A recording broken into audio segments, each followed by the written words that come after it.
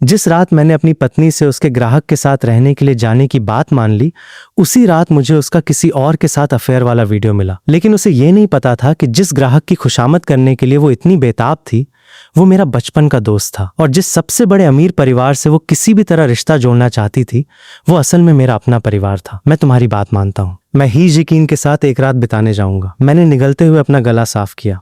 मेरे दाहिने चेहरे पर मौजूद भयानक निशान मेरे होंठ के हल्के से कांपने के साथ गहरा लाल हो गया। यही वो निशान था जो 4 साल पहले आग में घुसकर चीन यान को बचाते समय मेरे चेहरे पर रह गया था। चीन यान की आंखों में बिना किसी छिपाव के चमक आ गई।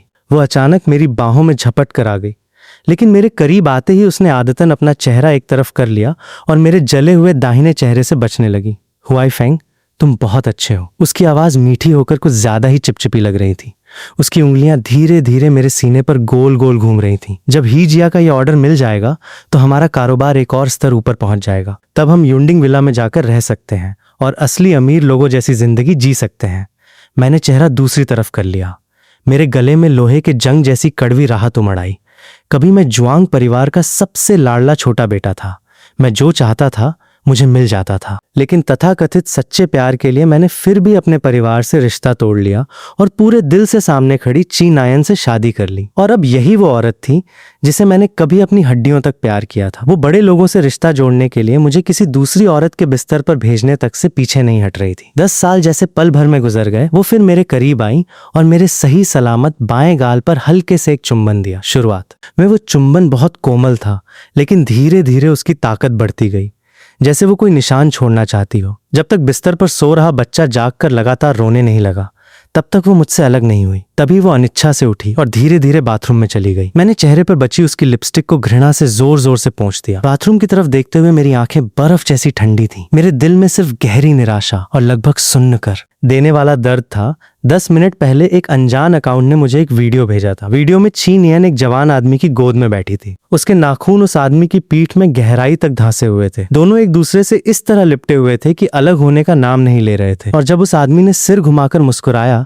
तो उसकी आंखें और चेहरे की बनावट मेरे 4 साल पहले के चेहरे से लगभग 70-80% तक मिलती जुलती थी। तो बाथरूम के अंदर से हल्की सी आवाजें सुनाई दे रही थी। वह नंगे पैर ठंडी टाइलों पर चला और दरवाजे की दरार से देखा कि ची नायन अपने फोन के सामने अपना तौलिया खोल रही थी। स्क्रीन पर मौजूद आदमी ने अपने होंठ चाटे और चिकनी आवाज में कहा, थोड़ा और करीब आओ मूमू, मुझे तुम्हें अच्छी तरह देखने दो। तभी मुझे एहसास हुआ कि मेरी नाइट ड्रेस के कुछ बटन खुले हुए थे। उसे लगा कि मैं उसके साथ संबंध बनाना चाहता हूँ। तो मैंने बिना किसी भाव के अपने कपड़े ठीक कर लिए। जब वो बेडरूम से बाहर निकलने वाली थी, मैंने सूखी आवाज में पूछा, तुम मुझे ही जिकिंग से कब मिलवाने वाली हो? 1 हफ्ते बाद। वो रुक गई, लेकिन पीछे मुड़कर नहीं देखा। जुआंग परिवार की बड़ी बेटी की जन्मदिन की पार्टी है। उस दिन बहुत सारे बड़े लोग मौजूद होंगे। यह एक बेहतरीन मौका है। जुआंग परिवार की बड़ी बेटी जुआंग नियान वान, वही बड़ी बहन जिसने कभी मुझे अपनी हथेली पर रखकर प्यार किया था। जब मैंने जिद करके चीन यान से शादी करने की बात कही थी तो मेरी बड़ी बहन गुस्से में 2 दिनों तक पानी की एक बूंद तक नहीं पी पाई थी। आखिरकार उसने लाल आंखों से दर्द सहते हुए मुझे जाते हुए देखा था। जहां तक ही जिकिंग की बात थी, मैंने मन ही मन एक लंबी सांस छोड़ी। जिस शादी के रिश्ते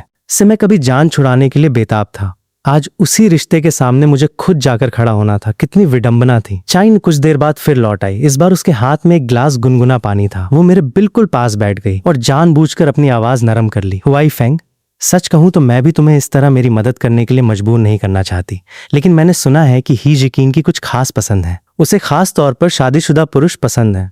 इसलिए मैं वो आधी बात कहकर अचानक रुक गई। उसकी उंगलियां चुपके से मेरे हाथ की पीठ पर आकर टिक गईं। मैं वादा करती हूँ, बस यही एक बार, चाहे काम बने या न बने, इसके बाद मैं तुम्हें और हमारे बेटे को पहले से भी बेहतर जिंदगी दूंगी। फिर वही बात टॉची नायन न जाने कितनी बार इसी तरह की बातें दोहरा चुकी थी, जबकि हमारी मौजूदा जिंदगी पहले से ही काफी अच्छी थी। उस समय जब हम दोनों ने बिना किसी सहारे के अपना कारोबार शुरू किया था और कारोबार अभी थोड़ा ही आगे बढ़ा था, ची नायन मुझसे बार बार कंपनी को और बड़ा करने के लिए कहती थी। मुझे इन चीजों की कभी खास परवाह नहीं थी। बाद में मैंने खुद को पूरी तरह पीछे कर लिया और कंपनी का सारा काम उसके हवाले कर दिया। आज ची नायन की कंपनी भले ही उद्योग की सबसे बड़ी कंपनी नहीं थी, लेकिन वो खुद व्यापार जगत की नई उभरती हुई शख्सियत बन चुकी थी और उसकी संपत्ति करोड़ों में थी। ऐसी जिंदगी तो वही थी जिसका सपना हमने प्यार के दिनों में देखा था, लेकिन उसे हमेशा और ज्यादा चाहिए था। कारोबार में भी ऐसा ही था और शायद रिश्ते में भी। अचानक मेरे दिमाग में पिछली रात बाथरूम का वह दृश्य कौंध गया। मैंने बिना सोचे पूछ लिया, ची नियान, क्या तुम्हें डर नहीं लगता कि मैं तलाक मांग लूंगा? ची नियान साफ तौर पर चौंक गई। अगले ही पल उसका चेहरा बदल गया। हुआई फेंग, उसने भौहें सिकोड़ ली और उसकी आंखों में गुस्सा दिखाई देने लगा। मैंने कहा है ना, मेरे सामने तलाक की बात मत किया करो। तुम्हारा कोई अपना नहीं है, तुमने मुझसे शादी की है और तुम्हारा एक बच्चा भी है। मुझे छोड़ने के बाद तुम कहाँ जाओगे? उसकी ये बात मेरे दिल में चाकू की तरह धंस गई। मुझे अपनी शादी का दिन याद आ गया। उस दिन ची नायन ने पादरी के सामने आंसू भरी आंखों से मुझसे कहा था, मैं पूरी जिंदगी तुमसे प्यार करूंगी। लेकिन आज यही औरत सबसे ज्यादा चोट पहुंचाने वाले शब्दों से मुझे इस पहले से सड़ चुकी शादी में कैद कर रही थी। अचानक मुझे हंसी आने लगी। कभी जुआंग परिवार की आंखों का तारा रहा मैं, जिसे बादलों के ऊपर खड़े होकर सबको नीचे देखना चाहिए था। आज इसी औरत के पैरों तले धीरे धीरे कीचड़ में धंसता जा रहा था। शायद ची नियन को भी एहसास हो गया कि उसने कुछ ज्यादा कह दिया है। उसने अचानक हाथ बढ़ाकर मेरे चेहरे के निशान को सहलाया और बनावटी गहराई से बोली, तुमने मेरे लिए अपना चेहरा खराब कर लिया। सिर्फ इसी बात के लिए भी मैं तुमसे हमेशा प्यार करूंगी। इन कुछ दिनों में मैं कहीं नहीं जाऊंगी, यहीं घर पर तुम्हारे साथ रहूंगी। इतना कहते हुए उसने मुझे बिस्तर पर दबा दिया। उसका व्यवहार हमेशा की तरह दबदबे वाला था। पहले हमारे करीब आने के हर पल में ची नियन ही सब कुछ तय करती थी। वो कहती थी कि उसे मेरा शर्म से लाल पड़ता चेहरा देखना सबसे ज्यादा पसंद है। हर बार हमारे बीच की नजदीकी से उसका दिल तेजी से धड़कने लगता था। लेकिन इस बार जब माहौल गर्म हुआ तो उसने अचानक रुककर आंखें बंद कर लीं। उसकी आंखें इधर उधर भटकने लगी और उसका सारा उत्साह खत्म हो गया। वो उठ बैठी और उसके चेहरे पर बिना किसी छिपाव के घृणा थी। तुम अब बच्चे के पिता हो चुके हो, यहाँ मासूम बनने का नाटक कर रहे हो, बिल्कुल अच्छा नहीं लगता।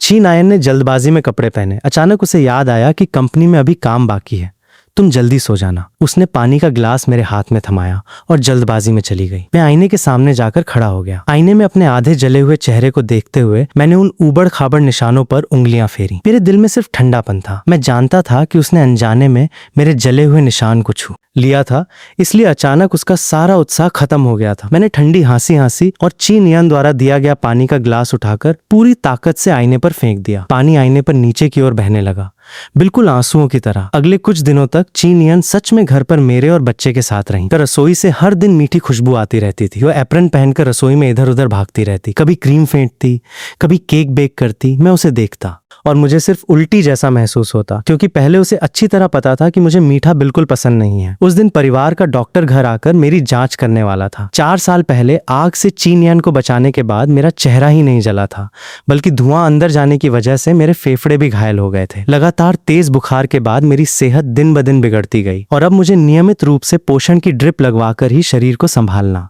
पड़ता था। यह हालत पिछले 2 साल से चल रही थी। शुरुआत में हर बार जब मुझे ड्रिप लगती थी, ची नायन मेरे पास बैठी रहती थी और कई बार उसकी आंखें दर्द से लाल हो जाती थीं। लेकिन अब वो सोफे के दूसरे कोने में सिमट कर बैठती और कहती कि उसे सुई देखना पसंद नहीं है। डॉक्टर के जाते ही वो मेरे पास आ गई और फोन उठाकर पूछने लगी, ये घड़ी कैसी है? एक ग्राहक के पति को इस ब्रांड की घड़ियां पसंद हैं। मैंने एक नजर डाली और तुरंत पहचान लिया। ये वही घड़ी थी जो वीडियो में लू युआंग्क्याओ ने पहनी हुई थी। लेकिन ची नियन ने बिल्कुल ध्यान नहीं दिया कि मेरा चेहरा बदल चुका था। वो पीछे की ओर झुकी और ठीक उसी समय उसने मेरी ड्रिप की नली दबा दी। ची नियन, मैंने धीरे से उसे पुकारा। जब उसने नीचे देखा तब तक मेरे हाथ की पीठ सूजकर नीली पड़ चुकी थी और खून की बूंद बाहर निकल आई थी। होश में आने के बाद ची नायन को जरा भी अपराध बोध नहीं हुआ। उसने बस मुस्कुराकर अपनी नाक छुई और कहा, देखो मैं कितनी लापरवाह हूं, मेरी ही गलती है। मैं चुपचाप मुस्कुराया और कुछ नहीं कहा। अचानक फोन की तेज घंटी ने मेरे विचारों का सिलसिला तोड़ दिया। फोन के दूसरी तरफ की बात अभी पूरी भी नहीं हुई थी कि ची नायन का चेहरा सफेद पड़ गया। उसने फोन को इतनी जोर से पकड़ लिया कि चरमराने की आवाज आने लगी। हालात कैसे हैं? उसकी आवाज बुरी तरह कांप रही थी। मैं अभी आती हूँ, कंपनी में कुछ जरूरी काम है। उसने अपना कोट उठाया और बटन तक ठीक से लगाए बिना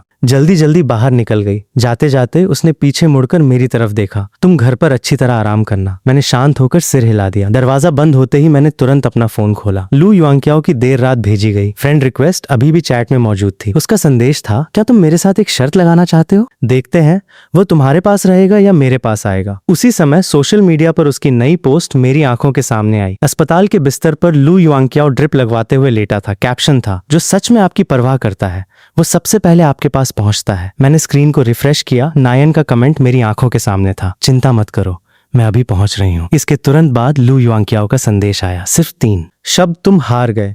मेरे दोनों हाथ अचानक बेकाबू होकर कांपने लगे। मैंने झटके से ड्रिप की सुई निकाल दी। खून मेरी बाह से बहता हुआ नीचे कालीन पर गिरने लगा और गहरे रंग के फूलों की तरह फैल गया। मैं लड़खड़ाते हुए उसके पीछे बाहर भागा, एक टैक्सी ली और ची नियन की कार का पीछा करते हुए अस्पताल तक पहुंच गया। अस्पताल के कमरे के धुंधले शीशे के पार आखिरकार मैंने लू युआंग्क्याओ का चेहरा साफ देखा। उसकी हल्की सिकुड़ी हुई भौहें और मुस्कुराती हुई आंखें, वो बिल्कुल 4 साल पहले के उस मेरे जैसा था जो आग में झुलसने से पहले था। चीन आयन हाथ में दलिया का कटोरा लिए बैठी थी। वो बहुत सावधानी से दलिया ठंडा कर रही थी। सावधान, गरम है। वो चम्मच लू युआंग्क्याओ के मुंह तक ले जाती और दूसरे हाथ से कटोरे के किनारे को पकड़ती, जैसे उसे डर हो कि कहीं वो गरम ना हो जाए। इतनी बारीकी से उसने कभी मेरी देखभाल नहीं की थी। ड्रिप लगी हुई जगह बहुत दर्द कर रही है। लू युआंग्क्याओ ने अचानक भौहें सिकोड़ लीं। उसकी आवाज रुई जैसी मुलायम थी। चीनियन तुरंत उठी और ड्रिप की गति कम करने लगी। उसकी हरकत इतनी सहज थी कि देखकर दिल दहल उठे। जब लू युआंग्क्याओ के होंठ के किनारे दलिया का एक दाना लग गया तो वह झुककर टिश्यू से उसे बहुत कोमलता से पोंछने लगी। उसकी आंखों में ऐसा प्यार था जो जैसे छलकने वाला हो। घर पर हमेशा मुझे यह कहने वाली कि मैं किसी की देखभाल करना नहीं जानता। यहां बिल्कुल दूसरी इंसान लग रही थी। मैं कड़वी मुस्कान के साथ मुड़ा और वहां से जाने लगा। तभी कमरे के अंदर से दबे हुए सिसकने की आवाज आई। मैंने पीछे मुड़कर देखा। लू युआंग्क्याओ की आंखों में आंसू थे। वो चीन यान की ओर देखकर रो रहा था, लेकिन उसके होंठ मेरी तरफ देखकर विजेता की तरह मुस्कुरा रहे थे। मेरे फोन में फिर कंपन हुआ। फिर से लू युआंग्क्याओ का संदेश था। अभी तक मुझसे मन नहीं भरा? मैं उसे इससे भी ज्यादा कुछ करने दे सकता हूं। मैं स्क्रीन को घूरता रहा। कमरे के अंदर रोने की आवाज और तेज होती जा रही थी। लू युआंग्क्याओ चीन यान की बाहों में सिमटा हुआ था। उसकी आवाज रोने से कांप रही थी, लेकिन उसके शब्द एक एक करके साफ सुनाई दे रहे थे। असल में मुझे सिर्फ सर्दी नहीं हुई है। डॉक्टर ने कहा है कि मेरे क्रोमोसोम में कमी है। शायद मैं जिंदगी में कभी पिता नहीं बन पाऊंगा। चीन आयन अचानक बिल्कुल स्थिर हो गई। लू युआंग्क्याओ ने उसका हाथ पकड़ लिया। तुम जानती हो मुझे बच्चे कितने पसंद हैं। मैं बहुत चाहता हूं कि मैं पिता बनूं। मुझे अभी एक बच्चा चाहिए। कमरे की हवा जैसे जम गई। मैंने देखा चीन आयन ने धीरे धीरे लू युआंग्क्याओ का हाथ कसकर पकड़ लिया। उसकी आंखों में अचानक दृढ़ता आ गई। मैं तुम्हें अभी एक बच्चा दूंगी। ये समझते ही कि चीन आयन आगे क्या करने वाली है, मैं घबराकर घर लौट आया। घर पहुंचते ही मैंने बच्चे की सारी चीजें समेटना शुरू कर दी। मैंने बच्चे को उठाया और इस शहर को छोड़ने के लिए तैयार हो गया। मैं यहाँ एक पल भी नहीं रहना चाहता था। लेकिन जैसे ही मैं मुख्य दरवाजे तक पहुंचा, सामने से लौटती हुई चीन यान से टकरा गया। चीन यान का चेहरा गंभीर था। वह धीरे धीरे सोफे तक गई और बैठ गई। उसने शराब की बोतल उठाई और ग्लास में लाल शराब डाली। उसने लगातार छोटे छोटे घूंट लिए, फिर धीरे धीरे अपनी आंखें उठाकर मेरी तरफ देखा। उसकी आंखों में झिझक थी, अपराध बोध था और एक ऐसी जटिल भावना थी जिसे मैं समझ नहीं पा रहा था। मेरे माता पिता कह रहे थे कि उन्हें अपना नाती याद आ रहा है, इसलिए मैं बच्चे को कुछ दिनों के लिए उनके पास भेज दूंगी। इससे तुम भी अच्छी तरह आराम कर पाओगे। तुम झूठ बोल रही हो। मैं अनजाने में आधा कदम पीछे हट गया। मेरी आवाज में गुस्सा और निराशा दबाए नहीं दब रही थी। चीन यान ने तुरंत जवाब नहीं दिया। उसने बस भारी सांस छोड़ी, फिर शराब का गिलास उठाया और छोटे छोटे घूंट लेने लगी। जब भी वो झूठ बोलती थी, वह अनजाने में इसी तरह शराब पीकर अपने मन की घबराहट छिपाती थी। 6 महीने पहले की बात है। हमारे करीब आने के बाद मैंने उसे अपनी बाहों में भरकर उसका हाथ अपने चेहरे के निशान पर रखा था और धीरे से पूछा था, क्या तुम मुझसे प्यार करती हो? क्या तुम इस निशान की वजह से मुझे कभी नापसंद करोगी? उस समय चीन यान का जवाब बेहद प्यार भरा था। उसकी आवाज इतनी कोमल थी कि जैसे उसमें मिठास घुली हो। मैं तुमसे प्यार करती हूं, तुम्हारे इस निशान से भी प्यार करती हूं। लेकिन जब मैं बाथरूम से बाहर आया था, तब मैंने बालकनी के एक कोने में शराब की खुली हुई बोतल देखी थी। उस समय भी वो भौहें सिकोड़कर शराब पी रही थी, बिल्कुल आज की तरह। यादें समुद्र की लहरों की तरह मेरे दिमाग में उमड़ पड़ी। मेरे सीने में तेज चुभन हुई और मेरी आंखें अपने आप लाल हो गईं। मैंने आखिरी बार पूछा, तुम बच्चे को आखिर कहां भेजना चाहती हो? सच सच बताओ, क्या तुम उसे अपने माता पिता के पास भेज रही हो या लू युआंग्क्याओ के पास? लू युआंग्क्याओ का नाम सुनते ही चीन यान का पूरा शरीर अकड़ गया। उसकी आंखों में तुरंत घबराहट और बेचैनी दिखाई देने लगी। उसने ये तक नहीं पूछा कि मुझे ये सब कैसे पता चला। उसने बस शराब का गिलास रख दिया और तेजी से मेरी तरफ आई। उसने हाथ बढ़ाकर बच्चे को मेरी बाहों से लेने की कोशिश की। हुआई फेंग, हम बाद में फिर बच्चे पैदा कर सकते हैं। छाइनियन, तुम बिल्कुल समझ से बाहर हो। मैंने दांत भींचकर कहा। मेरे दिल में गुस्सा और दर्द उमड़ रहे थे, लेकिन मुझे डर था कि मेरी आवाज से बच्चा और ज्यादा न डर जाए। इसलिए मैंने अपनी आवाज दबाकर कहा, सिर्फ लू युआंग्क्याओ की कुछ बातों और कुछ आंसुओं की वजह से तुम हमारे बच्चे को उससे छीन कर ले जाना चाहती हो? तुमने एक बार भी सच्चाई जानने की कोशिश नहीं की? चीनियान बच्चे को छीनने पर अड़ी रही। खींचतान में बच्चा जोर जोर से रोने लगा। उसकी चीख ने मेरे दिल को चीर दिया। बच्चे के रोने की आवाज सुनकर मेरा दिल जैसे फट गया। मेरा हाथ ढीला पड़ गया और बच्चा चीनियान की बाहों में चला गया। वो बच्चे को लेकर मुड़ी और जाने लगी। मैंने तुरंत जमीन पर घुटनों के बल गिरकर उसके कपड़े दोनों हाथों से कसकर पकड़ लिए। मैं बुरी तरह गिड़गिड़ाया, प्लीज चीनियान, बच्चे को मत ले जाओ, वो हमारा बच्चा है। जब बच्चा पैदा हुआ था तुम दोनों माँ बेटे की तबीयत बहुत खराब थी। मैंने दिन रात तुम्हारी देखभाल की, बड़ी मुश्किल से तुम दोनों को ठीक किया। तुम इतनी निर्दयी कैसे हो सकती हो? मैं रोते रोते अपनी आवाज खो बैठा था, लेकिन चीनियान पर कोई असर नहीं हुआ। वो फिर भी जाने लगी। मैंने दिल कठोर कर लिया। मैं बालकनी की तरफ दौड़ा और खिड़की खोल दी। मेरी आंखों में आंसू भर आए। चीनियान, अगर तुम आज इस दरवाजे से बाहर गई तो मैं यहीं से कूद जाऊंगा। मैंने एक बार फिर अपनी जिंदगी को दांव पर लगा दिया था। यह भी एक जुआ था। मैं देखना चाहता था कि उसके दिल में मेरे लिए आखिर कितनी जगह बची है।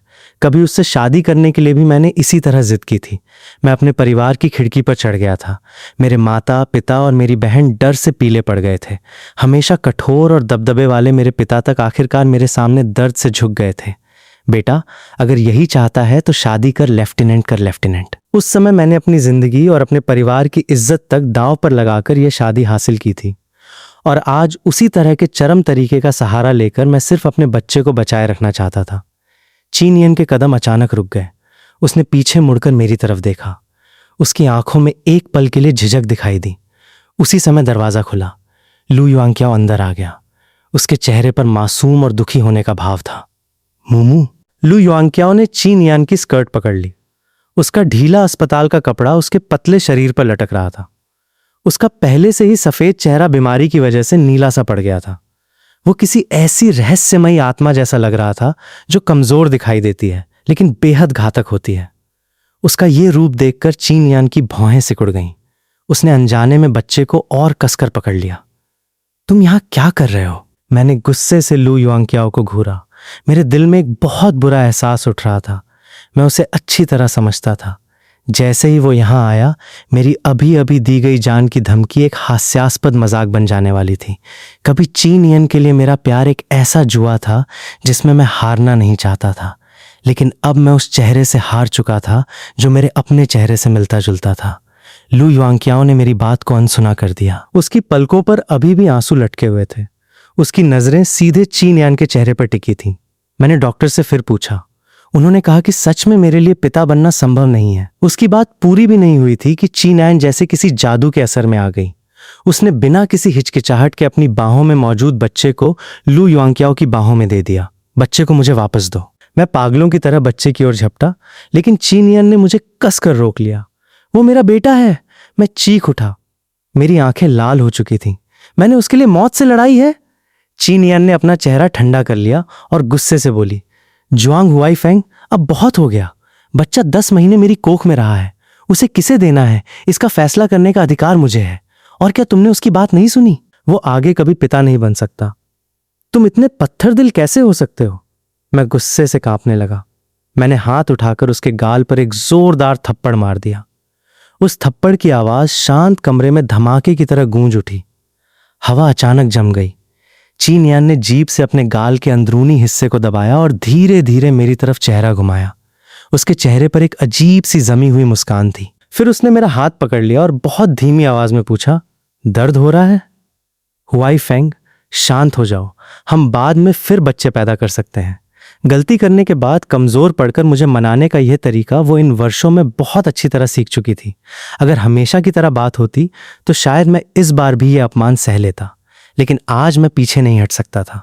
एक तरफ मैं वो पिता था जिसका बच्चा उससे छीना जा रहा था, दूसरी तरफ मैं वो पति था जिसके सामने उसकी पत्नी का तीसरा व्यक्ति खुद घर तक आकर उसे चुनौती दे रहा था।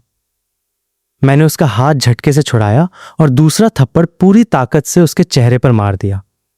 इस बार थप्पड़ इतना जोरदार था कि चीनियन आधा कदम पीछे लड़खड़ा गई। उसने अपनी आंखों में उमड़ते गुस्से को दबा लिया। वो बस चुपचाप मेरी तरफ देखती रही।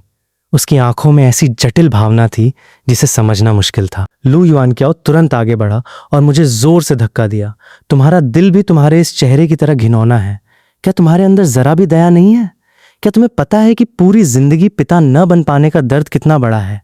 ये कहते ही उसने तुरंत अपना चेहरा बदल लिया। वो फिर से कोमल और मासूम बन गया। उसने ची नियन की तरफ देखा। मुमू, तुम इस आदमी के साथ क्यों रह रही हो? इस बेरहम बदसूरत आदमी के पीछे अपनी जिंदगी क्यों बर्बाद कर रही हो? जो ची नायन अब तक चुप थी, वो अचानक बुरी तरह भड़क उठी। लू युआंग्क्याओ, उसने गुस्से से चीख कर कहा। उसका चेहरा खराब है तो क्या हुआ? तुमने किसे बदसूरत कहा? अभी के अभी यहां से निकल जाओ। लू युआंग्क्याओ का चेहरा एकदम सफेद पड़ गया। वो बच्चे को गोद में लेकर घबराते हुए बाहर भाग गया। मैं उसके पीछे जाना चाहता था, लेकिन ची नायन ने मेरी कमर को कसकर पकड़ लिया। पता नहीं कितनी देर तक मैं उससे छूटने के लिए संघर्ष करता रहा। आखिरकार मैं उसके हाथों से छूट गया और जमीन पर गिरकर बैठ गया। मेरा पूरा शरीर ठंडा पड़ चुका था। ची नायन मेरे सामने घुटनों के बल बैठ गई। उसने मेरे चेहरे को दोनों हाथों में थामा और धीरे से मेरी आंखों से बहते आंसू अपने होठों से पोंछ दिए। मेरे दिल में अभी अभी उम्मीद की एक बेहद कमजोर किरण जगी ही थी।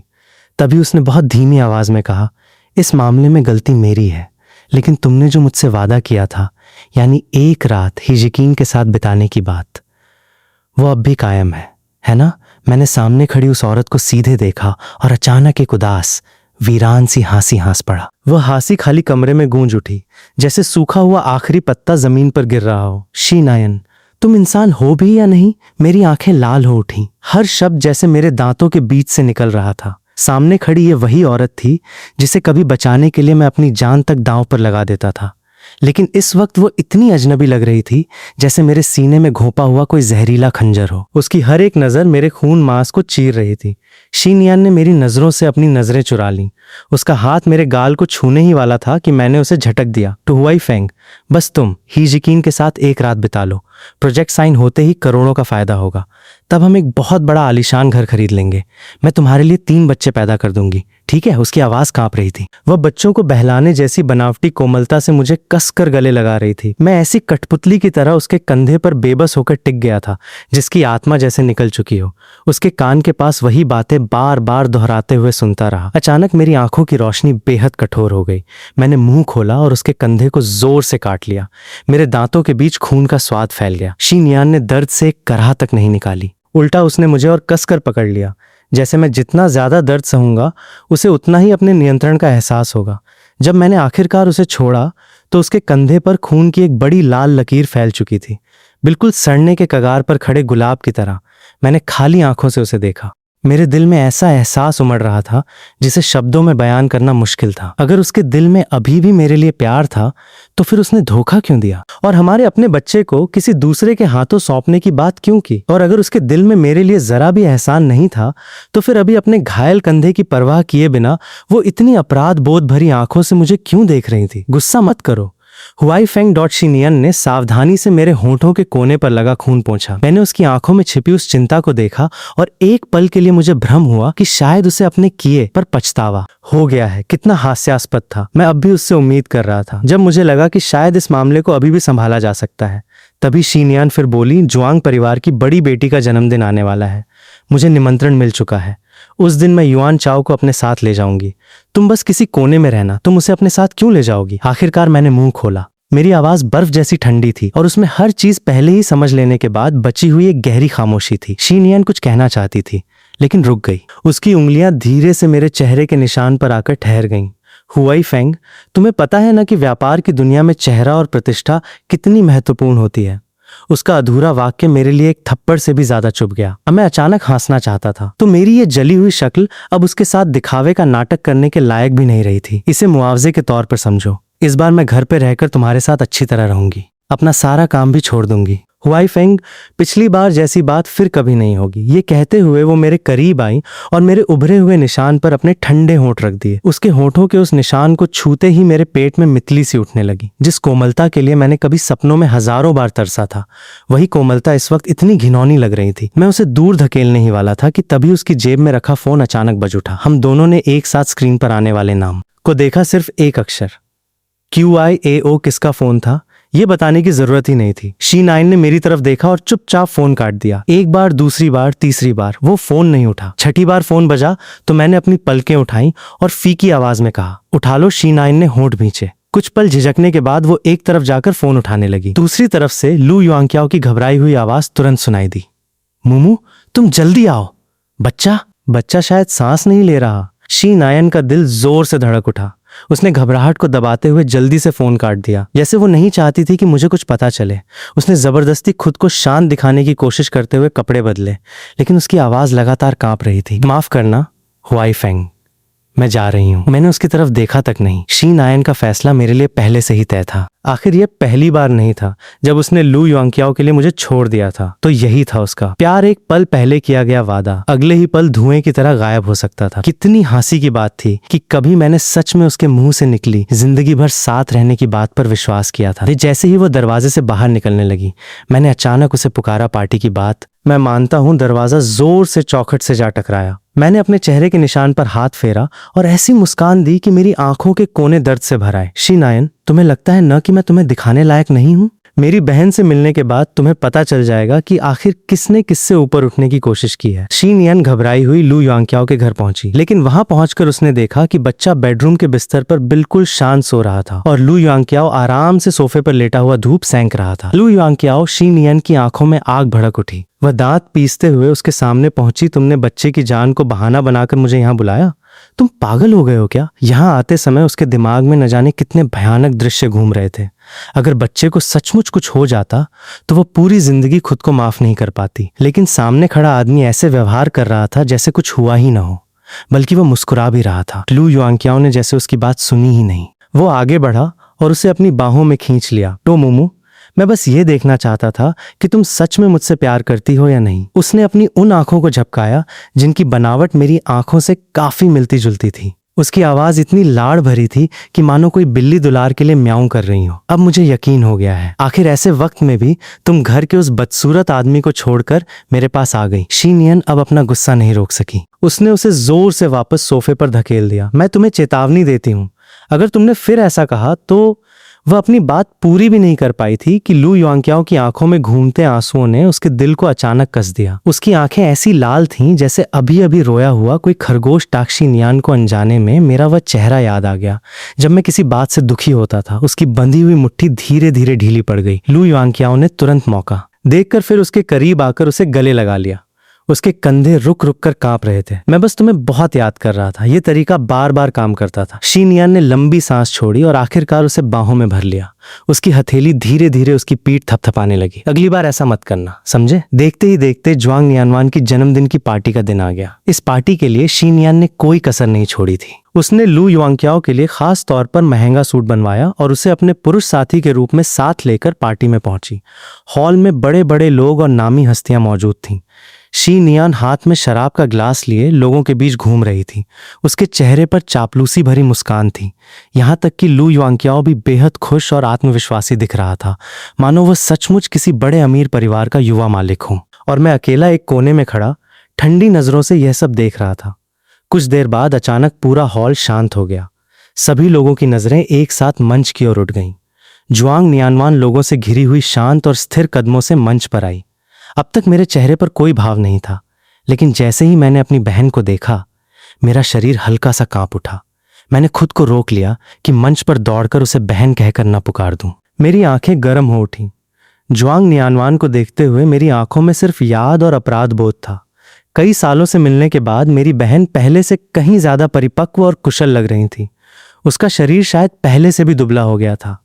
बचपन की कोमलता की जगह अब उसकी भौहों और आंखों के बीच तेज और निर्णायक व्यक्तित्व दिखाई दे रहा था। लेकिन मैं अब भी साफ साफ याद कर सकता था कि मेरी बहन कभी मुस्कुराते हुए मेरे बालों पर हाथ फेरती थी और मुझे कितना प्यार करती थी। जुआंग नियानवान का भाषण छोटा और प्रभावशाली था। कुछ देर रुकने के बाद वो अचानक ठहर गई और उसकी नजरें नीचे मौजूद भीड़ में किसी को खोजने लगीं। जहां जहां उसकी नजर जाती, लोग अनजाने में अपनी पीठ सीधी कर लेते। शी नियन भी इससे अलग नहीं थी। उसने जल्दी से अपनी कमर सीधी की, अपने बाल ठीक किए और चेहरे पर चापलूसी भरी मुस्कान सजा ली। आखिरकार जुआंग नियानवान की नजर उसके बगल में खड़े लू युआंग्क्याओ पर जाकर रुक गई। लू युआंग्क्याओ घबरा गया। उसने अपना चेहरा एक तरफ कर लिया और मंच की तरफ देखने की हिम्मत नहीं की, क्योंकि उसका चेहरा मेरे चेहरे से काफी मिलता जुलता था और इस समय केवल उसका आधा चेहरा ही दिखाई दे रहा था। इसलिए जुआंग नियानवान ने उसे गलती से मैं समझ लिया। ये देखकर कि उसका छोटा भाई अब भी उसके जन्मदिन की पार्टी में आने को तैयार है, जुआंग नियानवान की आंखों में खुशी झलक उठी और उसकी आवाज भी कुछ नरम हो गई। आज के इस शुभ दिन पर जन्मदिन की लड़की होने के नाते मैं एक इच्छा मांगना चाहती हूँ। मेरी इच्छा है कि मेरा छोटा भाई जिंदगी भर स्वस्थ, सुरक्षित और खुश रहे। उसकी बात खत्म होते ही नीचे खड़े लोगों में हलचल मच गई। जुआंग परिवार का एक छोटा बेटा भी है? हमने तो पहले कभी नहीं सुना। लगता है उसे बहुत अच्छी तरह छिपा कर रखा गया था। जरूर बहुत लाड़ प्यार में पला होगा। इन चर्चाओं को सुनते सुनते शी नियन का ध्यान धीरे धीरे भटकने लगा। हालांकि जुआंग परिवार और ही परिवार की ताकत लगभग बराबर थी, लेकिन जुआंग परिवार के हाथों में मौजूद संसाधन उसके लिए कहीं ज्यादा आकर्षक थे। अगर वो जुआंग परिवार से संबंध जोड़ पाती तो उसका कारोबार निश्चित रूप से और ऊंचाई पर पहुंच जाता। इन्हीं विचारों के साथ उसने शराब का ग्लास उठाया और उस महिला की तरफ बढ़ी जिससे वो अभी बात कर रही थी। बिना ज्यादा औपचारिकता के उसने सीधे पूछा, सोंग जी, क्या आपको पता है कि जुआंग परिवार के छोटे भाई कौन हैं? मैंने पहले कभी उनके बारे में क्यों नहीं सुना? सोंग जी का पहले से जुआंग परिवार के साथ व्यापारिक संबंध रहा था। वो अंदर की बातें जानती थीं और शी नायन को भी कुछ हद तक पसंद करती थीं, इसलिए उसने सीधे कहा, वास्तव में उनका एक छोटा भाई है। अगर ध्यान से देखो तो तुम्हारे बगल में खड़े इस व्यक्ति से उसका चेहरा कुछ कुछ मिलता भी है। उसका नाम जुआंग हुआइफेंग है। दूसरी तरफ एक निजी कमरे में शराब की गंध लिए ही जिकीन आराम से सोफे पर बैठा था। उसकी नजर दरवाजे पर खड़े मुझ पर टिकी थी। कमरे की रोशनी मंद थी और मेरे पैरों के पास हल्की सी रोशनी का घेरा बना रही थी। ही जिकीन मेरे चेहरे को साफ नहीं देख पा रहा था, लेकिन मेरी हालत को महसूस कर सकता था। मेरे तनाव से कांपते कंधे और हल्की सी कांपती उंगलियां सब कुछ बता रही थीं। हम दोनों के बीच काफी देर तक खामोशी छाई रही। कुछ देर बाद ही जिकीन धीरे धीरे उठा और एक छोटा आईना निकालकर अपना मेकअप ठीक करने लगा। उसने हल्के से अपनी लिपस्टिक दबाई और अचानक व्यंग्य से हंसते हुए पूछा, तुम्हारा मतलब है कि तुम्हारी पत्नी ने तुम्हें मेरे साथ सोने के लिए भेजा है? मैंने सिर हिलाया। मेरी आवाज सूखी हुई थी। अंदर आते ही मैंने उसे पूरी बात सच सच बता दी थी। शी नियान की साजिश से लेकर मेरे अपमान तक और उस स्थिति तक जहां मेरे पास कोई रास्ता नहीं बचा था, सब कुछ। ही जिकिन की बातों में व्यंग्य था, लेकिन उसके स्वर में मुझे नीचा दिखाने जैसा भाव ज्यादा नहीं था। उल्टा उसमें मुझे लेकर थोड़ी नाराजगी और बेबसी थी। तुम्हें किस बात का भरोसा है कि मैं, ही जिकिन, किसी ऐसी औरत के साथ सो चुके आदमी को पसंद करूंगा? तुम्हें तो शादीशुदा पुरुष पसंद है ना? मैंने पूछा। असल में यह सवाल पूछने से पहले ही मुझे जवाब पता था। ही जिकीन और मैं बचपन से साथ बड़े हुए थे। वो बचपन से ही मेरे पीछे पीछे घूमता था और कहा करता था कि बड़ा होकर मुझसे शादी करेगा। अगर बाद में मेरी जिंदगी में शी नियन नहीं आई होती तो शायद मैं भी उससे शादी कर लेता, लेकिन किस्मत ने कुछ और ही तय कर रखा था। मैंने शी नियन से शादी कर ली और ही जिकीन, जो कभी अपनी सहेलियों के सामने शेखी बघारता था कि वो 24 साल की उम्र से पहले शादी कर लेगा, आज तक किसी से शादी नहीं कर पाया था। मुझे याद है, मेरी शादी के बाद ही जिकीन ने मुझे 16 संदेश भेजे थे। हर संदेश में एक ही बात लिखी थी, क्यों? लेकिन मैंने एक भी संदेश का जवाब नहीं दिया। उसके बाद हमारे सामाजिक दायरे में यह बात फैल गई कि ही जिकीन को शादीशुदा पुरुष पसंद हैं, लेकिन मैं जानता था कि वह सिर्फ शराब के नशे में कही गई बात थी। एक बार शराब की मेज पर किसी ने उससे पूछा था कि उसे किस तरह के पुरुष पसंद हैं। उसने कहा था, जिसे मैं पसंद करता हूं वो पहले ही शादी कर चुका है। ही जिकीन फिर हल्का सा हंसा। उसने मेरे सवाल का जवाब नहीं दिया, बस उठकर कमरे के स्विच के पास गया और हाथ बढ़ाकर लाइट जला दी। तेज रोशनी ने पल भर में पूरे कमरे को रोशन कर दिया और मेरे उस चेहरे को भी, जो पूरी तरह जले हुए निशानों से भरा था। इतना बड़ा सवाल पूछने वाले हो तो मैं भी देखना चाहती हूं कि इस वक्त तुम्हारे चेहरे पर क्या भाव है। मेरे चेहरे के एक पूरे हिस्से पर उभरे धांसे निशान लगभग फैल चुके थे। वो किसी से ज्यादा अच्छी तरह जानता था कि मैं पहले अपने रूप रंग को लेकर कितना सावधान रहता था। चेहरे पर एक छोटा सा दाना निकलने पर भी मैं आधे दिन तक परेशान रहता था। घर से निकलने से पहले आधे घंटे तक आईने में खुद को देखता था, लेकिन वो अपनी बात पूरी नहीं कर पाया। अचानक आई तेज रोशनी से मैंने अनजाने में हाथ उठाकर अपनी आंखें ढक लीं।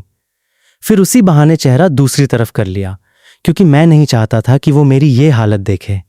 ही जिकीन काफी देर तक चुप रहा। फिर उसने हल्की सी सांस छोड़ी और लगभग सुनाई न देने वाली आवाज में कहा, जुआंग हुआइफेंग, तुमने खुद को इस हालत में कैसे पहुंचा दिया? मैंने उसकी आंखों में देखा। अचानक मुझे लगा जैसे मैं उसके सामने बिल्कुल नग्न खड़ा हूं। अपना असली उद्देश्य बताने से भी ज्यादा शर्मिंदगी मुझे इस वक्त महसूस हो रही थी। मैंने घबराकर अपने बालों को कुछ बार ठीक किया ताकि चेहरे के निशान छिप जाएं। फिर मुड़कर दरवाजे की ओर चल पड़ा। तुम्हें इसकी चिंता करने की जरूरत नहीं है। कमरे का दरवाजा जोर से बंद हुआ मैं जल्दी जल्दी पार्टी से बाहर निकल गया, बिल्कुल उस कुत्ते की तरह जिसे उसका मालिक घर से निकाल चुका हो। बाहर न जाने कब बारिश शुरू हो चुकी थी। बड़ी बड़ी बूंदें मेरे शरीर पर पड़ रही थीं और पलक झपकते ही मैं पूरी तरह भीग गया। हड्डियों तक उतरती ठंड ने मेरे शरीर को जमा दिया, लेकिन अजीब बात थी कि इससे मेरा मन कुछ शांत हो गया। कम से कम उस कमरे में ही यकीन की उन आंखों के सामने खड़े रहने से तो बेहतर था, जो मानो मेरे भीतर तक देख सकती थी। पार्टी अभी खत्म नहीं हुई थी। जब मैं बाहर की ओर जा रहा था, तब भी अंदर से संगीत और लोगों की बातचीत की आवाज हल्के हल्के सुनाई दे रही थी। मैंने पार्टी हॉल की चमकती रोशनी को देखा और मन ही मन धीरे से कहा, दीदी, जन्मदिन मुबारक हो। इतना कहकर मैं मुड़ा और सड़क की तरफ चल पड़ा। सड़क पर गाड़ियां आ जा रही थीं। उनके पहियों से उछलता पानी मेरी पैंट पर पड़कर उसे गंदा कर रहा था, लेकिन मैंने परवाह नहीं की। मैं बस बिना किसी दिशा के चलता रहा। अचानक पीछे से तेज हॉर्न की आवाज आई। मैंने पीछे मुड़कर देखा। हिजिकिन की कार सड़क के किनारे खड़ी थी। कार की खिड़की नीचे हुई और उसकी खूबसूरत आत्मविश्वासी शक्ल बाहर दिखाई दी। क्या मैंने कभी कहा था कि मैंने तुम्हें मना कर दिया है? यह सुनकर मेरे चेहरे पर कोई खास खुशी नहीं आई। आखिर मेरा असली उद्देश्य कभी ही यकीन के साथ बिस्तर साझा करना और शीनियान के लिए व्यापारिक फायदा हासिल करना था ही नहीं। मैं खुद भी नहीं बता सकता था कि मैं वास्तव में क्या चाहता था। शायद शी परिवार में इतने सालों की तकलीफ के बाद मैं अपने पुराने दिनों की गर्माहट से थोड़ी राहत लेना चाहता था, या शायद मैं इस परिचित लेकिन अब अजनबी हो चुके बचपन के साथी के सामने अपने भीतर दबे हुए भावों को बाहर निकालना चाहता था। वहां खड़े क्या कर रहे हो? अंदर आओ। ही यकीन ने भौहें सिकोड़ते हुए आगे बढ़कर सामने वाली सीट का दरवाजा खोल दिया। मैं सिर्फ एक पल के लिए झिझका और फिर कार में बैठ गया। वैसे भी मैं पहले ही काफी बुरी हालत में था।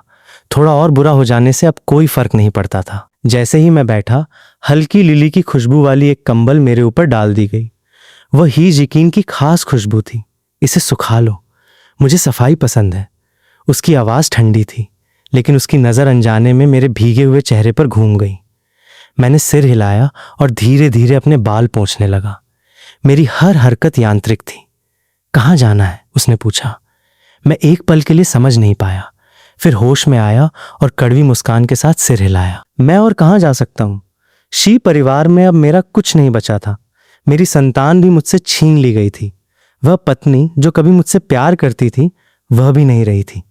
जिस घर के लिए मैंने सब कुछ दे दिया था, वही घर अब इतना अजनबी हो चुका था कि मुझे डर लगने लगा था। ही यकीन ने फिर पूछा, किस होटल जाना है? तभी मुझे उसके सवाल का मतलब समझ आया। मेरे कान अचानक गर्म हो गए। मैं अब वहां नहीं जाना चाहता। मेरी आवाज कांप रही थी। उसमें घबराहट और थोड़ी शर्म भी थी। पता नहीं ये मेरा भ्रम था या नहीं, लेकिन मेरी बात सुनने के बाद मैंने ही यकीन के होठों पर एक बहुत हल्की मुस्कान देखी।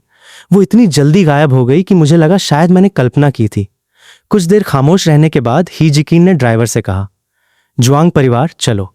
फिर उसने बीच का पर्दा ऊपर कर दिया। पिछली सीट का हिस्सा अचानक निजी और अजीब तरह से शांत हो गया। मैंने उसकी नजरों से बचते हुए थोड़ी झिझक और बेचैनी से कहा, मैंने ये भी नहीं कहा कि मुझे घर जाना है। घर जाना, ये दो शब्द मेरे मुंह से ऐसे निकले जैसे हवा में तैरता हुआ कोई हल्का पंख। अगर लू युआंग्क्याओ मेरी जिंदगी में नहीं आया होता, तो शायद मैं उस घर में कभी वापस नहीं जाता जहां मेरा जन्म और पालन पोषण हुआ था। मुझे घर लौटने की हिम्मत नहीं थी। तुम्हारे माता पिता तुम्हें बहुत याद करते हैं। ही यकीन ने मुझे जटिल नजरों से देखते हुए धीरे से कहा। यह वाक्य एक कोमल चाकू की तरह था, जिसने पल भर में मेरी सारी रक्षा तोड़ दी। मेरी आंखों से अचानक आंसू गिरने लगे।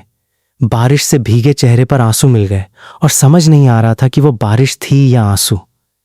मैंने अब विरोध नहीं किया, बस घबराकर अपनी पैंट पकड़े रहा और बार बार गहरी सांस लेता रहा। 4 साल से मैं घर नहीं गया था। मैं अपने माता पिता के आज के रवैये का अंदाजा लगाने की हिम्मत नहीं कर पा रहा था, और उससे भी ज्यादा डर था कि कहीं उनके बालों में सफेदी देखकर मेरा दिल न टूट जाए। 10 मिनट से कुछ ज्यादा समय बाद कार धीरे से जुआंग परिवार के घर के सामने रुक गई। कार से उतरने से पहले भी मैं घबराकर अपने कपड़े ठीक कर रहा था। मुझे पता था कि इसका कोई फायदा नहीं है, लेकिन फिर भी मैं अपने भीतर की घबराहट को छिपाने के लिए कुछ न कुछ करता रहना चाहता था। पूरे रास्ते चुप रहने वाले ही यकीन ने अचानक मेरा हाथ पकड़ लिया। उसकी हथेली की गर्माहट ने मुझे अनजाने में कुछ सुकून दिया।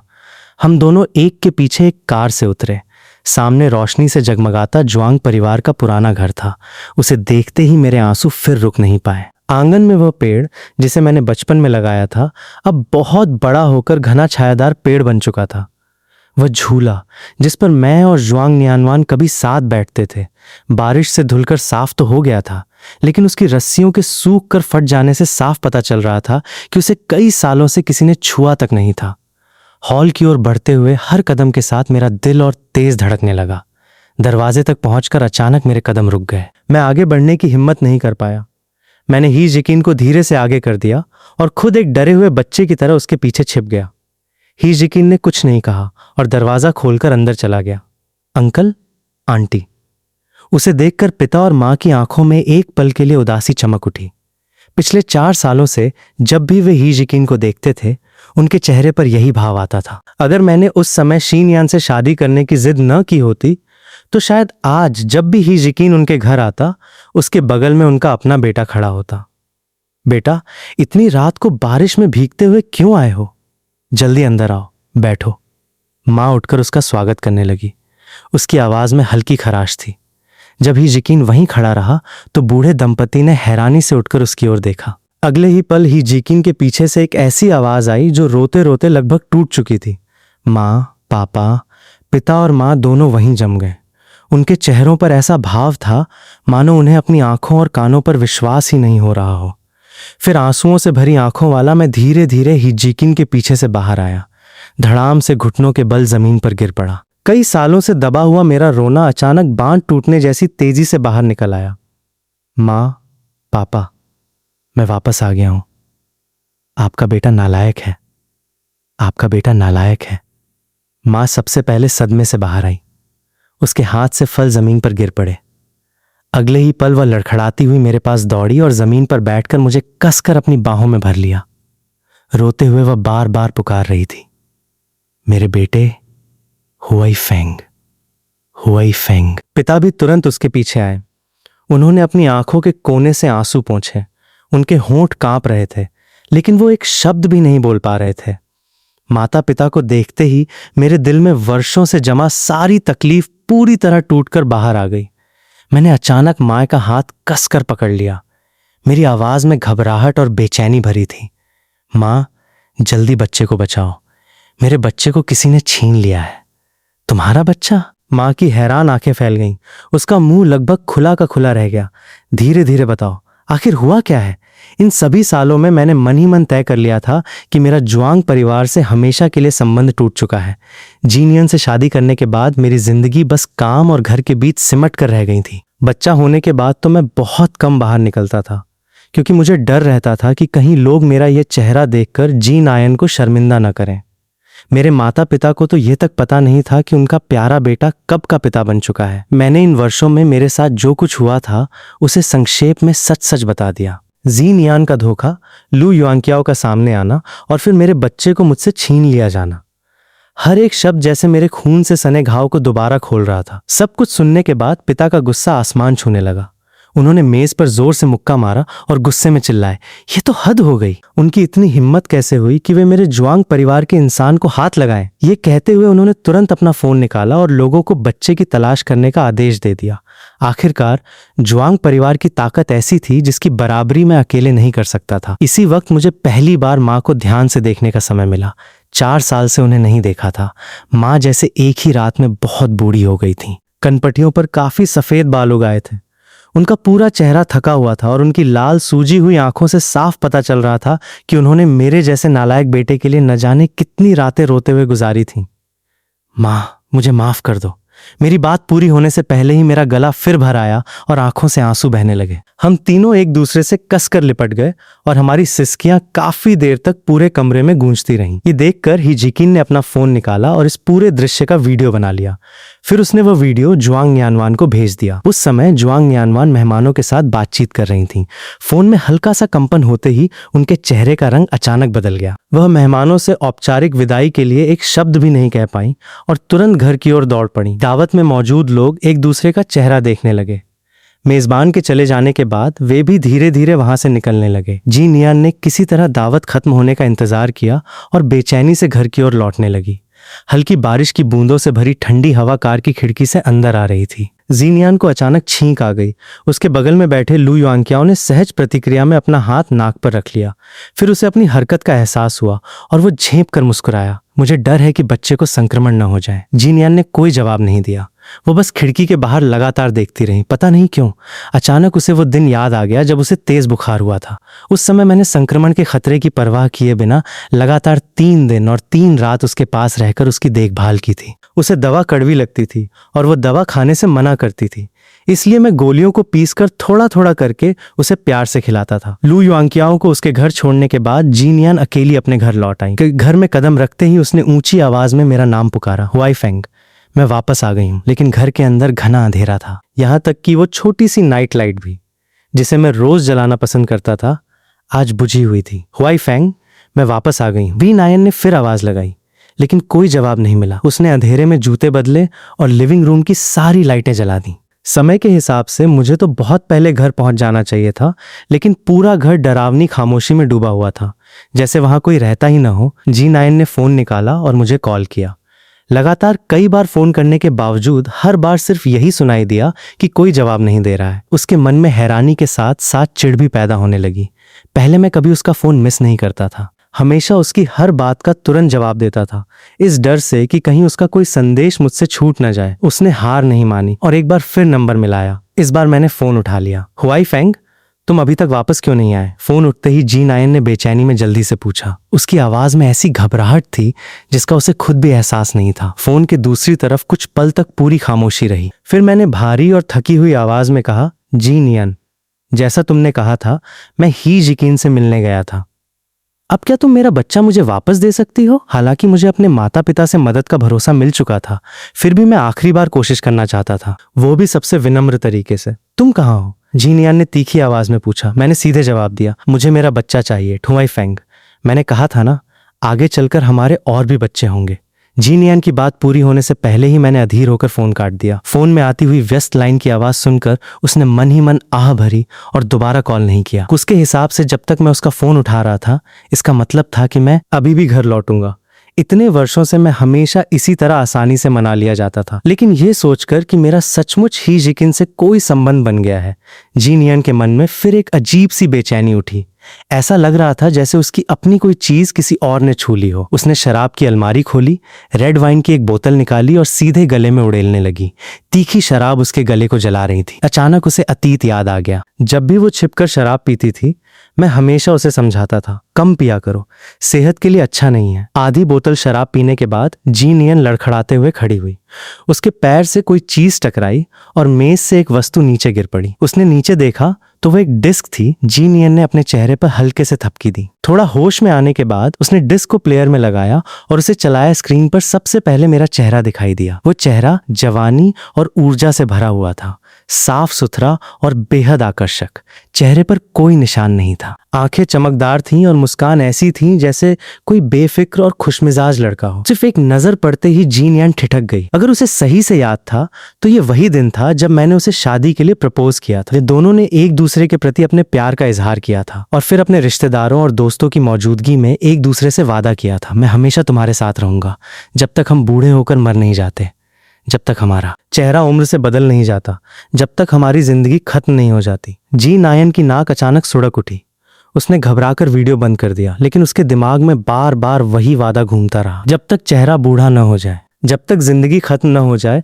वह वही थी जिसने उस वादे को तोड़ा था। होश में आने के बाद जीनियन ने फोन उठाया और मुझे एक संदेश भेजा, हुआई फेंग, मुझे तुम्हारी बहुत याद आ रही है। लेकिन इस बार भी उसे कोई जवाब नहीं मिला, जैसे उसका संदेश समुद्र में पत्थर फेंकने जैसा बेअसर हो गया हो। उसी समय दरवाजे पर अचानक दस्तक हुई। जीनियन को लगा कि शायद मैं वापस आ गया हूं।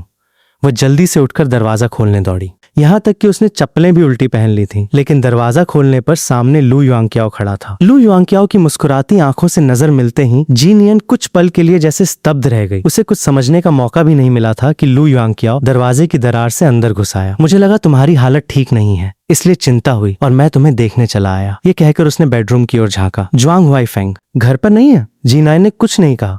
दरवाजा बंद करके वो फिर सोफे पर बैठ गई। उसका चेहरा बिल्कुल भावहीन था। लू युआंग्याओ उसके पास बैठा और रहस्यमय अंदाज में उसका हाथ पकड़कर बोला, मैंने सुना है कि किसी ने जुआंग हुआई फेंग को ही परिवार की बेटी की कार में देखा है। दोनों एक के बाद एक कमरे से बाहर निकले थे। ये सुनते ही जीनायन ने तेजी से लू युआंग्याओ की ओर देखा। उसकी आंखों में तीखापन था। उसने मुझे सिर्फ कमरे में जाकर हीजिकिन के साथ रहने के लिए कहा था। उसने कभी नहीं कहा था कि मुझे हीजिकिन के साथ वहां से जाना है। उसके मन में मैं सिर्फ एक ऐसा औजार था जिसे अपना काम पूरा करके तुरंत घर लौट आना चाहिए था। लू युआंग्क्याओ ने जीन यान के व्यवहार को मेरे धोखा देने पर उसके गुस्से के रूप में समझा। इसलिए उसने तुरंत कहा, जब वो तुम्हें धोखा दे ही चुका है तो तुम उससे तलाक क्यों नहीं ले लेती? मूमू, इन 2 वर्षों से मैं लगातार तुम्हारे साथ हूं। तुम्हें पता है कि मैं तुम्हारे लिए क्या महसूस करता हूं। मेरा प्यार जुआंग हुआई फेंग से जरा भी कम नहीं है। सबसे महत्वपूर्ण बात यह है कि मैं तुम्हें कभी धोखा नहीं दूंगा। ये कहते हुए लू युआंग्क्याओ ने जीन यान को अपनी बाहों में लेने की कोशिश की, लेकिन उस महिला ने अचानक उसे धक्का देकर दूर कर दिया। तुम सही कह रहे हो, जीन यान ने खुद से कहा और फिर फोन उठा लिया। अगर मैं ही जिकिन के साथ गया था तो ही जिकिन को निश्चित रूप से पता होगा कि मैं कहाँ हूँ। उसने उस नंबर पर फोन किया जिस पर उसने पहले कभी कॉल नहीं किया था। समय ही जिकिन जुआंग परिवार के घर पर चाय पी रही थी और बीच बीच में अभी तक रो रही माँ को सांत्वना भी दे रही थी। अजनबी नंबर देखकर उसने स्वाभाविक रूप से फोन काटने का सोचा, लेकिन तभी उसने पास बैठे मुझे देखा और उसके चेहरे पर अचानक मुस्कान आ गई। वो उठकर बोली, अंकल, आंटी, मैं बाहर जाकर एक फोन लेती हूँ। ये कहकर वो आंगन में चली गई और फोन उठाया।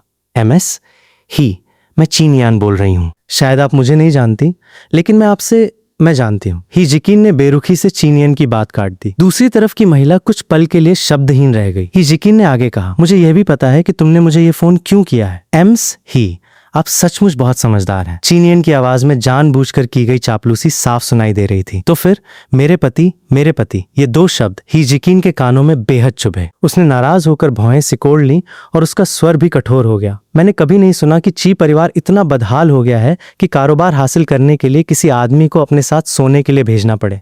वैसे तुम्हारा पति बिस्तर में काफी अच्छा है, मुझे थोड़ी दिलचस्पी है। जहां तक कारोबार की बात है, मुझे अभी इस पर और विचार करना होगा। इतना कहकर ही जिकिन ने चीन यान को और कुछ कहने का मौका दिए बिना फोन काट दिया। उसने मेरी पहचान इसलिए उजागर नहीं की क्योंकि वो मेरा सम्मान करती थी। कुछ बातें मुझे खुद कहनी थी। फोन की दूसरी तरफ की खामोश लाइन सुनकर चीन यान ने झुंझलाकर फोन सोफे पर फेंक दिया। ही जिकिन का आखिर मतलब क्या है? उसका और हुआई फेंग का रिश्ता आखिर कहां तक पहुंच गया है? ये कहते हुए वह उठने लगी। ही जिकिन की बात सुनने के बाद उसे इस कारोबार की रकम की नहीं बल्कि मेरी सुरक्षा की चिंता हो रही थी। लेकिन जैसे ही वह खड़ी हुई, लू युआंग्क्याओ ने उसे वापस बैठा दिया। मोमू, तुम क्या करने जा रही हो? तुम उसे वापस लेने जा रही हो? फिर मैं क्या हूं? मैं तुम्हारे लिए क्या हूं? लू युआंग्क्याओ की आंखों के कोने से आंसू बहने लगे। ये देखकर जीन यान अचानक शांत हो गई। उसने सामने उस चेहरे को देखा जो उसकी यादों में सबसे ज्यादा प्यार किए गए जुआंग हुआई फेंग से बेहद मिलता जुलता था। फिर उसे मेरे वर्तमान चेहरे पर मौजूद उस बदसूरत निशान की याद आई जिसे देखकर उसका दिल हर बार घबरा जाता था। आखिरकार वो फिर बैठ गई। फोन काटने के बाद ही जिकिन तुरंत घर के अंदर नहीं गई। वो आंगन में खड़ी होकर दूर कहीं देखती रही। बारिश के बाद रात का आसमान बेहद साफ था। कुछ तारे बादलों के पीछे से हल्के हल्के दिखाई दे रहे थे। बारिश पूरी तरह रुक चुकी थी, लेकिन हवा में अभी भी नमी भरी ठंडक थी। कुछ देर बाद मैं एक कोट लेकर उसके पास गया। मैंने वो कपड़ा उसकी ओर बढ़ाते हुए चिंता से कहा, बाहर ठंड है, अंदर क्यों नहीं आ जाती? ही जिकिन ने कोट ले लिया, लेकिन मेरे सवाल का जवाब नहीं दिया। वो बादलों के पीछे से झांकते चांद को देखती रही और अचानक बोली, हुआई फेंग, क्या तुम्हें लगता है कि तुम खुश हो? मेरी पलकें हल्के से कांपी। अगर कुछ महीने पहले का समय वापस आ जाता तो शायद मैं बिना किसी झिझक के कह देता कि मैं खुश हूं। मेरी पत्नी थी, बच्चा था, जिंदगी आराम से चल रही थी। आखिर मुझे और क्या चाहिए था? लेकिन अब यही 2 शब्द मेरे गले में अटक जाते थे। मैंने बस हल्की सी मुस्कान दी। उस मुस्कान में सिर्फ कड़वाहट थी। कभी लगता था कि मैं खुश हूं। क्या अब भी तुम खुशी चाहते हो? ही जिकिन ने पूछा। उसकी नजर मेरे चेहरे पर टिकी थी। वो बेहद गंभीर और ध्यान से मेरी ओर देख रही थी। हाँ, इस बार मेरा जवाब बेहद स्पष्ट था। मैं बचपन से एक गर्मजोशी और प्रेम से भरे परिवार में बड़ा हुआ था। मैंने दुनिया की बेरुखी नहीं देखी थी और न ही इंसानों के दिलों की चालाकी और साजिशों का अनुभव किया था। एक समय मुझे लगता था कि माता पिता की सुरक्षा से बाहर की पूरी दुनिया भी खुशी से भरी होगी, लेकिन अब लगता था कि मैं बस बहुत मासूम था। फिर भी मुझे अब भी विश्वास था कि इस दुनिया में कहीं ना कहीं खुशी मौजूद है और मैंने उसे पाने की कोशिश करना कभी बंद नहीं किया। तुमने अचानक ये क्यों पूछा? मैंने उलझन से ही जिकिन की ओर देखा। जितना मैं उसे जानता था, वो कभी भी ऐसे भावुक सवाल पूछने वाली नहीं थी। वो ज्यादा काम करने वाली इंसान थी, जिसे जो चाहिए उसे पाने के लिए सीधे कोशिश करती थी और बेकार की बातें नहीं करती थी। ही जिकिन हल्के से मुस्कुराई और अपने हाथ में पकड़े फोन को हिलाते हुए बोली, अभी थोड़ी देर पहले चीन आयन ने मुझे फोन किया था। क्या तुम मुझसे तलाक लेना चाहते हो? आज तुम इतने सारे सवाल क्यों पूछ रही हो? और सब इतने अजीब हैं। मैंने ऐसा कहा जरूर, लेकिन फिर भी जवाब दे दिया। मैं बहुत ज्यादा तलाक लेना चाहता हूँ। जी नियन की हर उस रात में जब वो पूरी रात घर नहीं लौटती थी, हर उस समय जब मुझे अनजान लोगों से तस्वीरें और वीडियो मिलते थे, हर उस पल जब वो जानबूझकर मेरे चेहरे के निशान से नजरें चुराती थी, और उस पल भी जब उसने मेरे बच्चे को मुझसे दूर भेजकर मुझे ही जीकिन के बिस्तर तक पहुंचा दिया था। मैं हर बार इस शादी को खत्म करना चाहता था। यह रिश्ता बहुत पहले ही सिर्फ नाम का रह गया था और अब मुझे घुटन देने लगा था। मेरा जवाब सुनकर हीजिकिन अचानक मुस्कुरा दी। उसके सुंदर दांत दिखाई देने लगे। कई वर्षों से उसके चेहरे पर जमी गंभीरता और दूरी जैसे एक ही पल में गायब हो गई। तभी आंगन के बाहर कई कारों के हॉर्न सुनाई दिए। ही परिवार के कई लोग कारों से उतरने लगे और एक एक करके सामान आंगन में लाने लगे। महंगी दवाइयां और पौष्टिक चीजें, प्राचीन वस्तुएं, चित्र, आभूषण और तरह तरह की कीमती चीजें। पूरा आंगन सामान से भरने लगा। घर के अंदर मौजूद पिता, माए और ज्वांग नियानवान भी इस आवाज से आकर्षित होकर आंगन में आ गए। जिकिन, तुम ये सब क्या कर रही हो? मां ने देखते ही पूछा। कुछ ही देर में आधा आंगन कीमती सामान से भर चुका था। उनकी आंखों में हैरानी थी। अगर हुआई फेंग के वापस आने की खुशी में स्वागत करना था तो इतना सारा सामान लाने की क्या जरूरत थी? ही जिकिन ने घूमकर मेरे माता पिता और मेरी बहन की ओर देखा। उसका स्वर गंभीर था।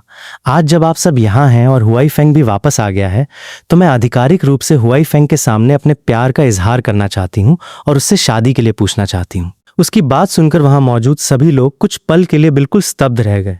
सबसे पहले माए को होश आया। उन्होंने संतोष से हीजिकिन को देखा। उनकी लाल आंखों में फिर आंसू भर आए। उन्होंने हीजिकिन को बचपन से देखा था, इसलिए उसे ज्वांग परिवार की बहू बनते देखने में उन्हें जरा भी आपत्ति नहीं थी।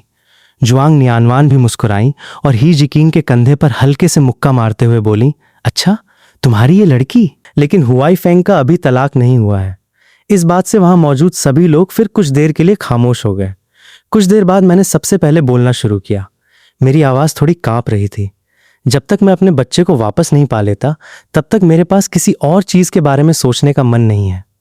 बच्चे का जिक्र दोबारा होते ही पिता पहले की तरह भावुक नहीं हुए, बल्कि उन्होंने मेरी आंखों से नजरें चुराई। पिता पुत्र के बीच का रिश्ता मुझे तुरंत उनकी असामान्यता का एहसास करा गया। पिताजी, क्या बच्चे के बारे में कोई खबर मिली है? पिता ने मुझसे बात छिपाने का इरादा नहीं किया था। वो बस सही समय का इंतजार कर रहे थे। अब जब मैंने पूछ ही लिया था तो उन्होंने सच बता दिया। मैंने लोगों को पता लगाने के लिए भेजा है। अभी तक कोई ठोस खबर नहीं मिली है। बस इतना पता चला है कि बच्चा फिलहाल सुरक्षित है। तुमने जिस लू युआंग्क्याओ का जिक्र किया था, लगता है उसके पास कुछ संपर्क है। उसने बच्चे को बहुत अच्छी तरह छिपा रखा है। यह सुनकर कि बच्चा सुरक्षित है, मेरे दिल पर रखा भारी पत्थर जैसे थोड़ा हट गया। कम से कम वो अभी जिंदा था। मेरी भावनाएं शांत होते देखकर हीजिकिन ने मेरी आंखों में सीधे देखते हुए पूछा, हुआई फेंग, क्या तुम मुझसे सगाई करने के लिए तैयार हो? मैं सहज रूप से मना करना चाहता था। मेरा अभी तलाक नहीं हुआ था। मैं अभी भी एक विवाहित आदमी था। ऐसे में हीजिकिन के साथ यह करना उसके लिए अन्याय होता। लेकिन जब मैंने अपने सामने माता पिता को देखा, अपनी बहन को मुस्कुराते हुए देखा और हीजिकिन की आंखों में मौजूद गंभीर और दृढ़ भावनाओं को देखा, तो उस पल मुझे लगा जैसे मैंने आखिरकार उस खुशी को छू लिया है जिसकी तलाश मैं इतने समय से कर रहा था। वह खुशी सरल थी, पवित्र थी और किसी के द्वारा पूरी दृढ़ता से चुने जाने की भावना थी। मेरे मना न करने पर हीजिकिन ने तुरंत पहले से तैयार एक बैंक कार्ड और एक अनुबंध निकालकर मेरे सामने रख दिया। इस कार्ड में 5 करोड़ है। ये मेरी सगाई की भेंट है और ये अनुबंध है। हुआई फेंग, बस इस पर हस्ताक्षर कर दो। मेरे नाम की सारी संपत्ति 3 दिनों के अंदर तुम्हारे नाम कर दी जाएगी। मैं तुम्हें जरा भी दुख नहीं सहने दूंगी। हीजिकिन की बातों से पिता और माँ दोनों बेहद भावुक हो गए। माँ कुछ कहने ही वाली थी कि पिता ने उन्हें रोक दिया। उन्होंने माँ और ज्वांग नियानवान को वापस घर के अंदर ले जाकर मुझे और हीजिकिन को अकेले रहने की जगह दे दी। कुछ देर की खामोशी के बाद मैंने कहा, मेरा अभी तलाक नहीं हुआ है। अगर तुम तलाक लेना चाहती हो तो उसका इंतजाम मैं खुद कर लूंगी। हीजिकिन ने मेरी बात काट दी। उसका स्वर पूरी तरह दृढ़ था और मेरा चेहरा, मैंने थोड़ी झिझक के साथ अपने चेहरे के निशान को छुआ। इलाज के बाद निशान काफी हल्का हो चुका था, लेकिन ध्यान से देखने पर अब भी साफ दिखाई देता था। मुझे अच्छी तरह याद था कि जी नियन ने कभी कहा था कि जिस सामाजिक दायरे में वो रहती है, वहां पति की शक्ल भी पत्नी की प्रतिष्ठा का हिस्सा होती है। हीजिकिन ने धीरे से अपना हाथ मेरे चेहरे पर रखा। उसकी उंगलियां बेहद सावधानी से मेरे उस निशान को छू रही थीं, जैसे वो किसी बेहद नाजुक और कीमती चीज को छू रही हो। तुम चाहे जैसे भी बन जाओ, मुझे कभी तुमसे घृणा नहीं होगी। उसकी आवाज़ बहुत धीमी थी, लेकिन हर शब्द साफ सुनाई दे रहा था। अगर तुम्हें खुद इस निशान से परेशानी है तो मैं तुम्हें विदेश ले जाऊंगी। वहाँ के सबसे अच्छे डॉक्टर से इलाज करवाएंगे। वह तुम्हें पहले जैसा ज़रूर कर देंगे। मैं ही यकीन को लगातार देखता रहा। मेरी आंखों में अनायास ही नमी भर आई। कितना समय हो गया था, कितने समय से किसी ने मेरे साथ इतनी नरमी से व्यवहार नहीं किया था। किसी ने मेरे निशानों से घृणा नहीं की थी, किसी ने मुझे बोझ या शर्म नहीं समझा था। उधर उसी समय ची परिवार की हवेली के बाथरूम में भाप भरी हुई थी। लू युआंग्क्याओ बाथरूम में नहा रहा था। पानी के लगातार गिरने की आवाज ची नायन के मन में अजीब सी बेचैनी पैदा कर रही थी। अचानक कंप्यूटर की स्क्रीन जल उठी। उसके सहायक की ओर से एक ईमेल आया था। ची नायन ने जल्दी से ईमेल खोला। ईमेल में मेरे बारे में पूरी जानकारी थी। जन्म प्रमाण पत्र से लेकर जुआंग परिवार की वंशावली तक, बचपन की तस्वीरों से लेकर पढ़ाई लिखाई और जीवन की बाकी सारी जानकारी तक, सब कुछ उसमें मौजूद था। माउस पकड़े ची नियान का हाथ लगातार कांप रहा था। वो पन्ने दर पन्ने देखता गया। आखिरकार वो बेबस होकर सोफे पर गिर पड़ा। उसका चेहरा कागज की तरह सफेद पड़ चुका था। तो मैं सचमुच जुआंग परिवार का वो छोटा बेटा था जो कभी सार्वजनिक रूप से सामने नहीं आया था। जिस जुआंग परिवार से संबंध बनाने के लिए वो इतनी कोशिश कर रहा था, वही परिवार असल में उसके पति का परिवार था। और उसने सत्ता और प्रभाव से जुड़ने के लिए अपने ही पति को दूसरी औरत के बिस्तर पर भेज दिया था। कितना बेतुका, कितना हास्यास्पद। सच्चाई जानने के बाद चीनियान ने अपना हाथ उठाकर अपने ही चेहरे पर जोर से 2 थप्पड़ मारे। उनकी तेज आवाज पूरे खाली कमरे में गूंज उठी। मैंने उसके लिए जुआंग परिवार से रिश्ता तोड़ने की खुशी खुशी हामी भर दी थी। उस सुरक्षित दुनिया से बाहर की दुनिया में उसके साथ आने के लिए मैंने सब कुछ छोड़ दिया था। और उसने क्या किया? धोखा दिया, भावनात्मक रूप से प्रताड़ित किया, बच्चा छीन लिया और यहां तक कि मुझे अपने फायदे के लिए इस्तेमाल करने का साधन बना दिया। दर्द और पछतावा समुद्र की लहरों की तरह उसके भीतर उमड़ पड़ा। चीनियन ने अपनी हथेली फैलाकर अपने चेहरे को जोर से रगड़ा। जब तक उसकी आंखें बुरी तरह लाल और सूज नहीं गईं और त्वचा गर्म नहीं हो गई, तब तक वो अपने चेहरे को रगड़ता रहा। फिर धीरे धीरे उसने हाथ रोक दिया। उसी समय बाथरूम से पानी गिरने की आवाज भी अचानक बंद हो गई। कुछ देर बाद लू युआंग्क्याओ बाथरोब पहनकर बाथरूम से बाहर आया। चीनियन की हालत देखकर वो पहले तो ठिठक गया, फिर उसके पास जाकर पूछा, क्या हुआ? चीनियन ने कोई जवाब नहीं दिया। तब लू युआंग्क्याओ की नजर चमकती हुई कंप्यूटर स्क्रीन पर चली गई। स्क्रीन पर मेरी पहचान की जानकारी साफ दिखाई दे रही थी। जुआंग परिवार का छोटा बेटा, जुआंग समूह का छिपा हुआ उत्तराधिकारी लू युआंग्क्याओ, जो 2 वर्षों से चीनियान के साथ रह रहा था, स्वाभाविक रूप से मूर्ख नहीं था। दोस्तों, हर हफ्ते और भी बेहतरीन एनीमे और मानहवा एक्सप्लेनेशन वीडियो देखने के लिए लाइक, कमेंट, शेयर और फॉलो या सब्सक्राइब करना न भूलें।